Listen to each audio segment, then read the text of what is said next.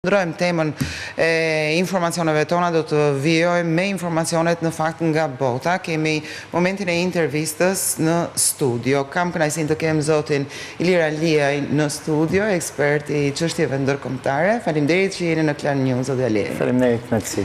Do të flasim pikërisht mbi intensifikimin e situatës ose përshkallëzimin situatës në Gjirin Persik.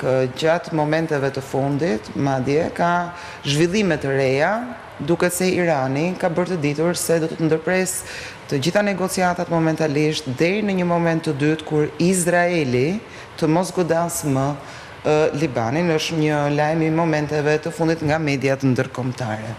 Si shihni këto, sepse situata po ndryshon nga momentin në moment që kemi informacione pozitive apo lajme pozitive për arritje të një negociate, të një armë pushimi, situata përshkallëzohet nga Izraeli.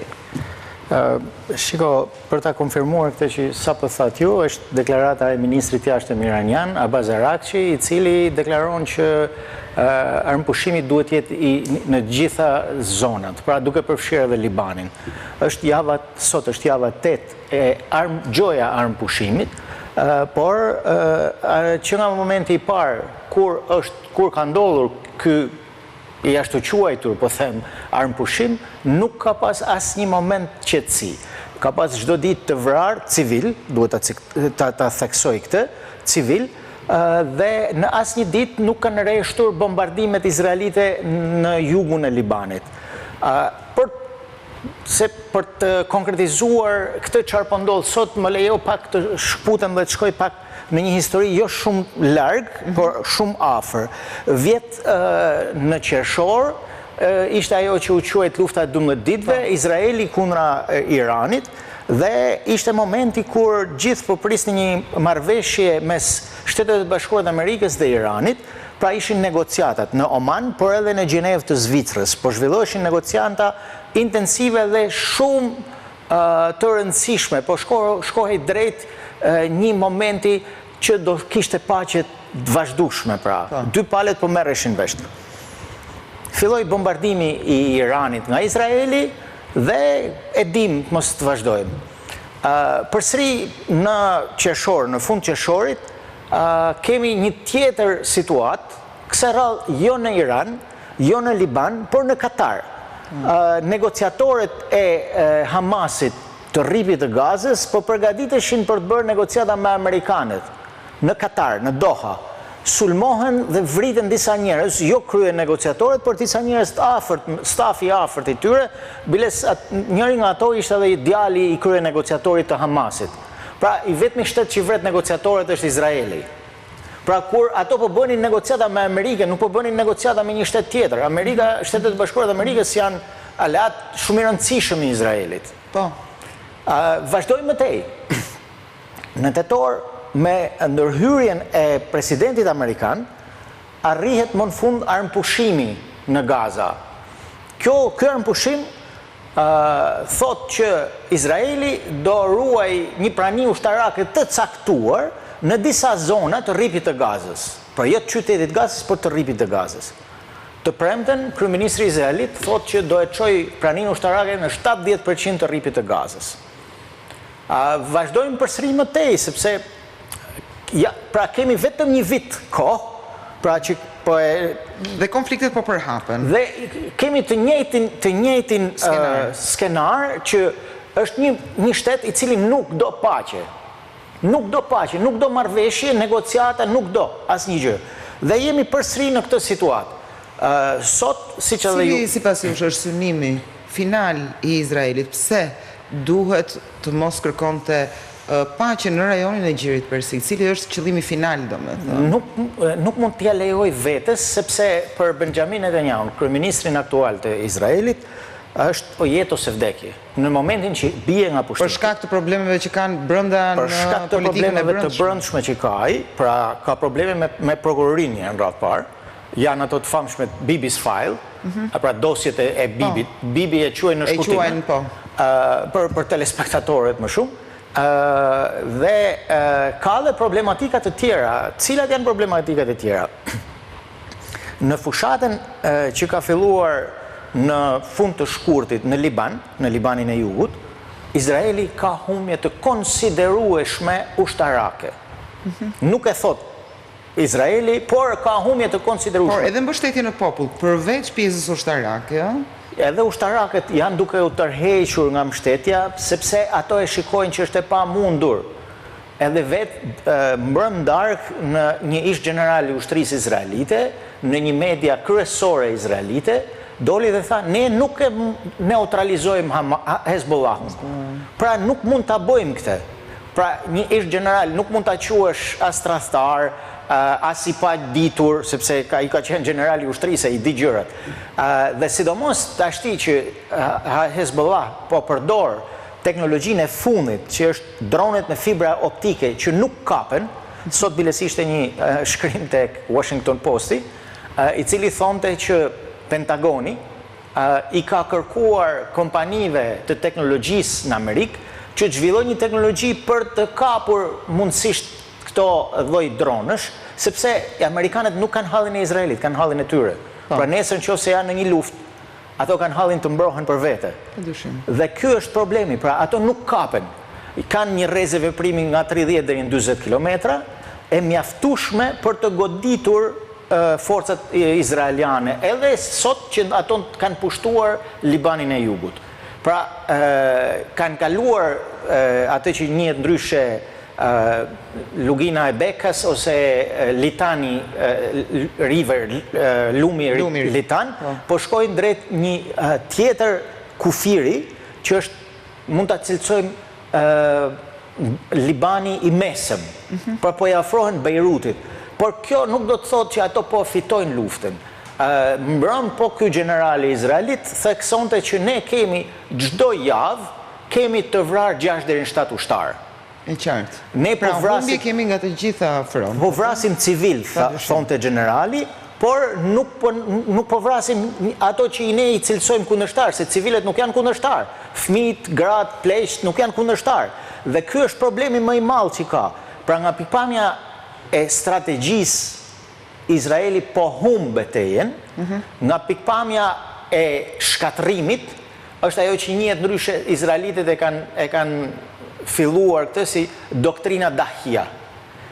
Dahia është një qytet e vogël në Liban e në 2006-ën. Të shkatrojmë infrastrukturën civile, pra ujësjellca, shkolla, qendra spitalore, shtëpi, banimi, dhe vetëm kështu mund të arrijmë diçka. Megjithatë, zoti Alie, ekziston mundësia që në fakt të frenohen vërtet negociatat edhe me përfshirjen e Shteteve të Bashkuara të Amerikës. Kemi reagime edhe të Bashkimit Evropian që janë kundër këtyre sulmeve izraelite ndaj Libanit, po sikurse Irani ka vënë veto para pak momentesh që do të mbyllet totalisht ngushtica e Hormuzit deri në një ndalesë totale të sulmeve ndaj Libanit. Por, për më tepër, kemi të gjitha vendet e Gjirit Persik, të cilat si shihni në këtë pozicionim, pra sepse kemi Gazën, Libanin, Iranin, ndërkohë a ekziston mundësia që të përshkallëzohet apo do të prevalojnë negociatat?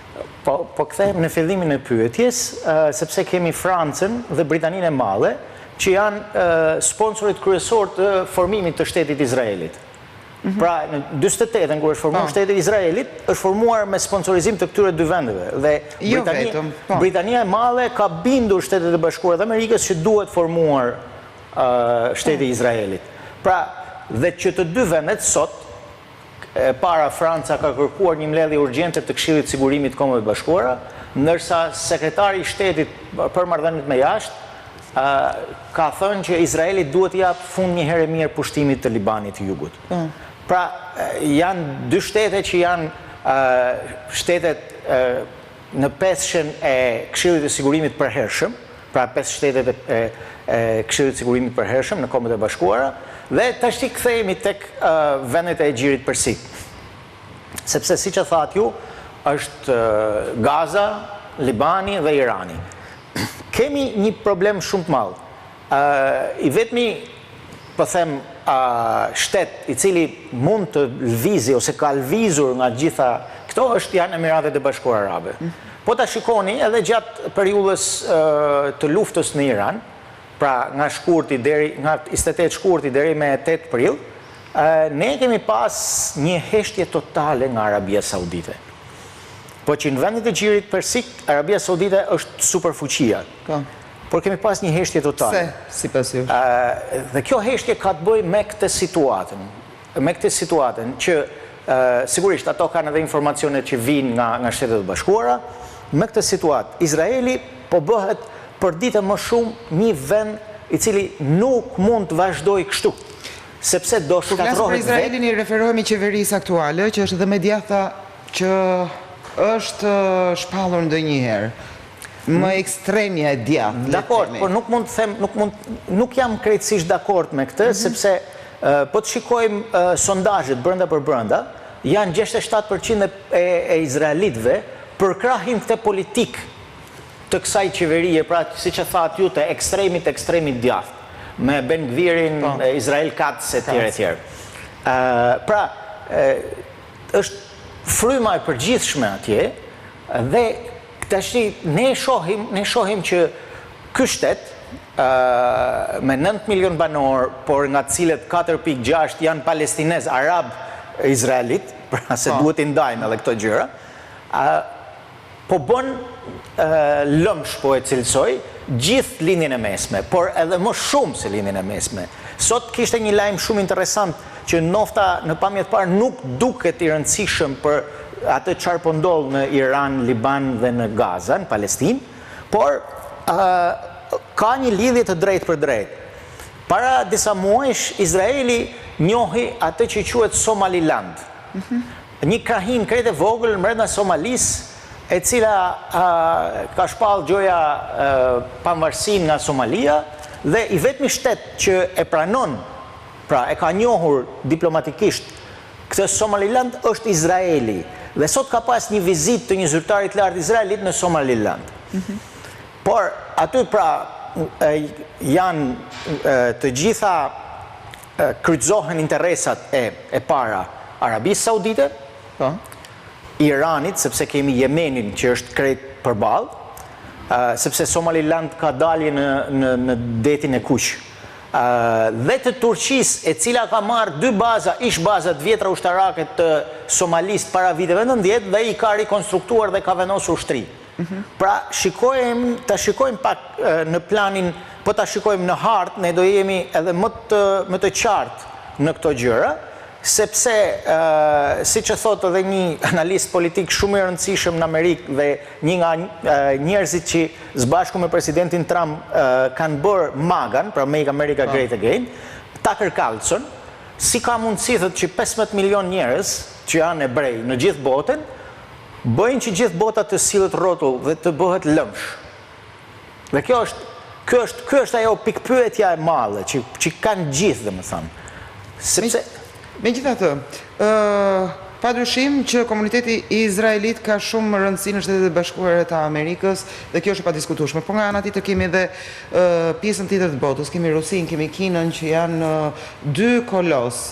A shihni, pyetja e fundit, a shihni një në afat shkurtër, do prevalojnë pra negociantat, a do të vijoj armë pushimi në Iran dhe në gjithë zonën e Gjirit Persik, apo vërtet këtu mund të kthehet situata përmbys? Më fal, po për çështjen e kolosëve do bija dakord për Kinën. Rusia nuk ka qenë asnjëherë kolos dhe edhe do vazhdoj të mos jetë, domethënë, po për Kinën po jam dakord. Unë besoj që interesi direkt i Shtetet e Bashkuara të Amerikës është që të vazhdoj armëpushimi dhe me kalimin e kohës të arrihet në atë që quhet paqe. Si që thot edhe sot Abbas Arakçi, është mosbesimi dypalësh, po i nuk e ka për Shtetet e Bashkuara të Amerikës, sepse ai e din shumë mirë që në 2 herë rresht, pra në qershor vjet dhe në shkurt këtë vit, është sulmuar fillimisht nga Izraeli. Pra, bombat e para në Iran, në shkurt, kanë ardhur nga Izraeli, nuk kanë ardhur nga Shtetet e Bashkuara të Amerikës.